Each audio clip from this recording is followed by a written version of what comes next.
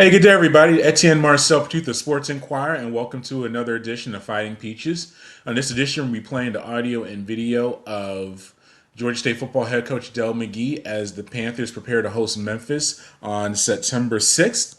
As always, to follow everything that we do, head to the mothership to sportsinquirer.net, premier site for news and notes in the world of sports. You can also go to our social media platforms on Twitter/X, Instagram, and Facebook. And finally, make sure you like, share, and subscribe to our audio and video hosts, which include YouTube, SoundCloud, Spotify, and more. As I mentioned, I was able to attend the presser earlier this week of Georgia State football head coach Dell McGee as the team prepares to host Memphis in its home opener and seeking its first win of the season. So here is Coach McGee, and we'll have some thoughts afterwards. Enjoy, as always. Great job with the Memphis program. Offensively, they have a dual threat quarterback. They have really good speed at the receiver position. They got three really good backs. One's kind of a do-it-all guy. Got another back that's more of a perimeter speed guy. And you got a big power back that really gets downhill. I think the strength of their team is their offensive line. They do a great job of connecting on blocks and pass pro in the run game. So we got to make sure we match that intensity. Defensively, they're very aggressive. They'll be in a three safety look, very, very multiple in things they do from a coverage standpoint. So receivers and quarterbacks got to make sure they're on the same page. And up front offensively, they do a lot of slant, angle, blitz patterns. Then we got to make sure that we're dialed in to match. We're looking forward to the home game of the season. Expecting a good crowd. It'll be our student run out for this game, and they're excited to allow those freshmen that has entered Georgia State University to experience that. And with that, I'll open up for questions. Turning back to Saturday, I guess was one sign of encouragement, the 191 on the ground, running the ball, and just the play of the offensive line to that running back group. Yeah, offensive line did a good job of IDing the right things and playing with a physical mentality. We still left a lot of things out there. A couple of plays I wish we could have done a little bit better on, but I was pleased with that effort.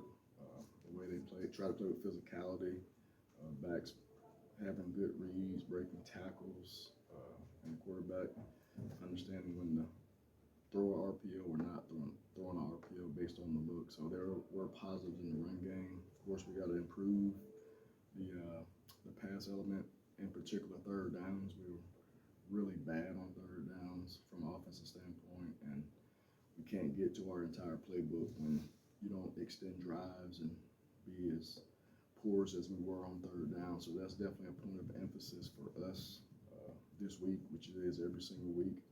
And the two opportunities we did get in the red zone, we didn't come out with any points. So it's everyone's job on the field goal unit to perform at a high level, protection and the snap, hold, and kick. When we have those field goal opportunities, and the same thing from an offense standpoint, we got to score touchdowns in that area. Made some bonehead penalties. We had a chance to have Ole Miss backed up. Their punt returner made a bad decision by fair catching the ball. It was 7-0 at that time in the first quarter. Just never know how momentum would spin off of things. But I was pleased with the effort of the guys. I was not pleased with how we finished. And once we put other guys in the game to see what they can and can't do. So some things were discovered with those younger players that they still need to develop. And they need to play with more physicality and effort and understanding of the playbook, which we made a lot of mistakes in our secondary and on our second level of our defense, which we have to make sure that we improve this week and pursue the football and tackle better. Just do simple things a lot better than what we did. On a couple of those special teams things, there's some of those vets on the team that were making those mistakes. Is it new rules for them in those special teams roles? Or is it just a momentary lapse? Like what? It's just 18 to 20-year-old kids making bonehead mistakes. We cover sky punt for 30 days, so it's kids do things in the moment, and when you get a new team together, you find things out about certain guys, and sometimes the atmosphere and you get out of your mind a little bit, just being an ex-player, you're going to make mistakes as a player. No one's going to be perfect, coaches, players, but you have to make sure in those situations we got to be perfect, which we address those things. So we're just not carrying over the practice habits to the game field in those critical situations, and we got to do a much better job of doing that. On the defensive end, obviously struggles in the second half, but at least in the first half created some turnovers. Is that something you can take away, that the team, especially the interception in the end zone, things like that? It's like, all right, the team can at least take advantage of turning the ball over and take advantage of the opportunities. Yeah, you always give yourself a better chance when you can create turnovers. Getting the 2 interceptions was a positive. One of the interceptions was not a positive because it was a busted coverage and bad eye discipline on the other one. So it was really a player being in the right position, taking advantage of the quarterback's decision. And that's what we got to have more of, is making sure we got 11 guys playing assignment football, playing sound football, pursuing the ball, but also talking and communicating to make sure everyone is on the same page. Because we make the wrong call, if we all make the wrong call, we're all right. So one person can't make a call and another defense player thinks it's another call, and that's when you have busted plays and not good for our team. Kind of along those lines, though, what difference can it make for this defense if you've got Henry Bryant getting that pressure up the middle from that defensive tackle position? Yeah, he did an outstanding job of getting pressure all night. Very quick. His leadership really shows in the way he plays. Just like I said in Sunbelt Media Days, he's a consummate professional when it comes to preparation and playing hard for 60 minutes. And we got to get another 20 guys on that side of the ball to do the same. And that's what we plan to do this week. Now that we often seen, and it's made national news, the pre-game situation at Ole Miss, and you said you weren't able to see it, but now it's a few days after. Have you been able to kind of review and address that with the player and the team, and how do you just address this and try to move forward? Yeah, we have moved forward from it. I did address our team even at the game. Those are just distractions, and it's not us. It's really not even him as an individual. You can't respond just because the player took his towel from him, that he can respond that way and grab his chain. It's just a towel. So it's always, the rule in football is always the second person that responds is the one that gets things magnified. Whether it's somebody does something on the football field, spit on you, if you react, it's going to be the second person that gets caught, and that's what happened. I'm just pissed off about the fact that he took the chain and threw it. Like, just not called for, and just not us, and don't represent our university that way, or his last name, because he has to bear that for a long time, and we do too. So moving forward, we got to make sure that our coaches and players are making sure our players are in line, and make sure we do the right thing, which we do stress. We don't have a bunch of renegades. You said you were going to play a couple of guys at quarterback, and you did.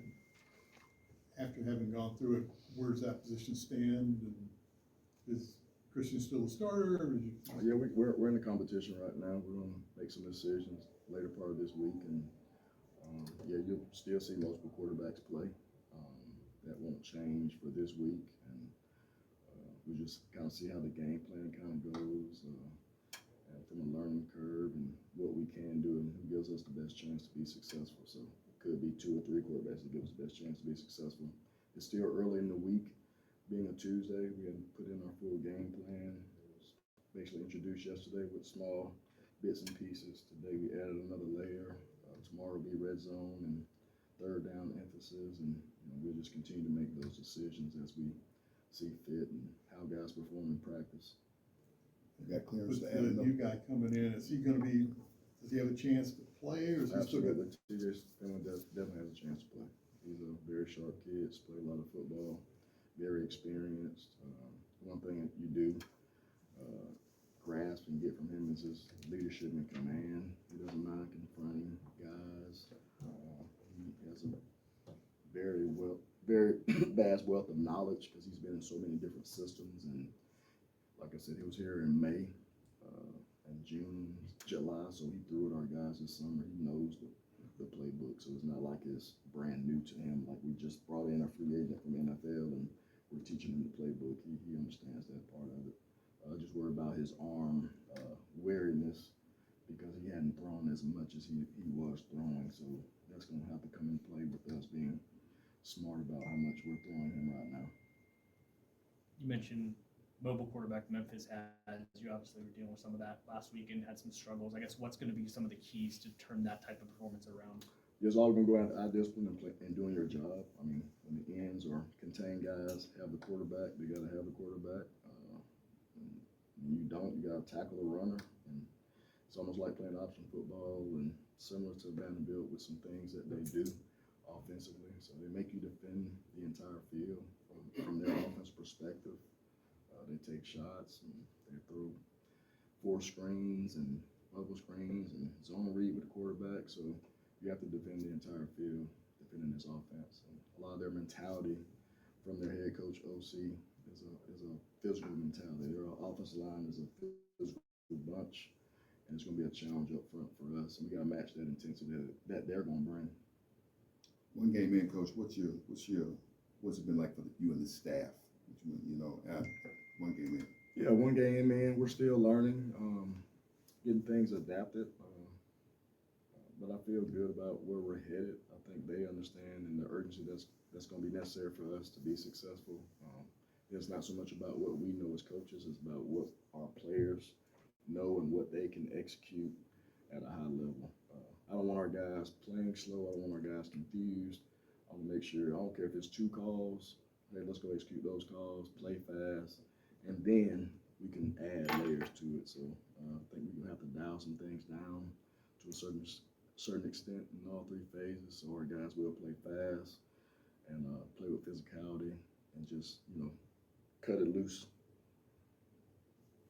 I forget exactly when this was, but there was you did a meeting with, I guess, the heads of the Greek organizations on campus at some point. And what did you take away from that meeting as far as trying to put together what is going to get those groups to be more of a factor on game days and come out to games? Yeah, I think the Blue Crew is going to be back. I think it's going to be in bigger effect. My thing with them was just hearing what they had to say, things that they were, kind of disgruntled about, and how we can kind of help from the sports administration side and just kind of bridging that gap. Our players are going to be more interactive with the student body. We got some things this week where they're going to visit the dorms and kind of let them know who they are as people, and it's all about that camaraderie. And when we had COVID hit and so many classes went to Zoom and not in person, I think you lose that human connection.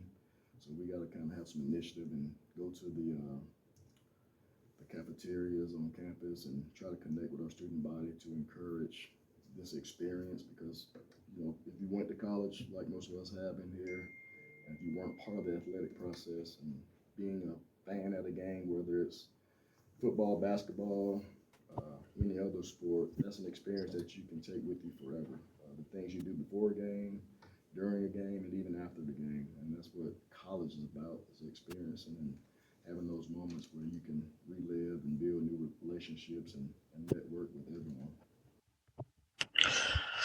All right, and that was Dell McGee commenting on all things Georgia State football as the Panthers prepare to host Memphis on September 6th. Yeah, looking to get that first win, and a really disappointing effort for them at Ole Miss last week, just getting that loss. Just a matter they lost and just really dominated in the second half. And we just got to see what the quarterback situation is as well. Christian Veilleux is the incumbent. He started last week, but obviously, I think it's open competition for really everybody involved. And so just interesting to see what the Panthers can do as they get ready for Memphis. As always, follow everything that we do. Head to the mothership, to sportsinquirer.net. For all news and notes in the world of sports. You can also go to our social media platforms on Twitter/X, Instagram, and Facebook. And finally, make sure you like, share, and subscribe to our audio and video hosts, which include YouTube, SoundCloud, Spotify, and more. Once again, thank you for listening or watching this latest edition of The Fighting Peaches. Until next time, good fight, good night, and be safe.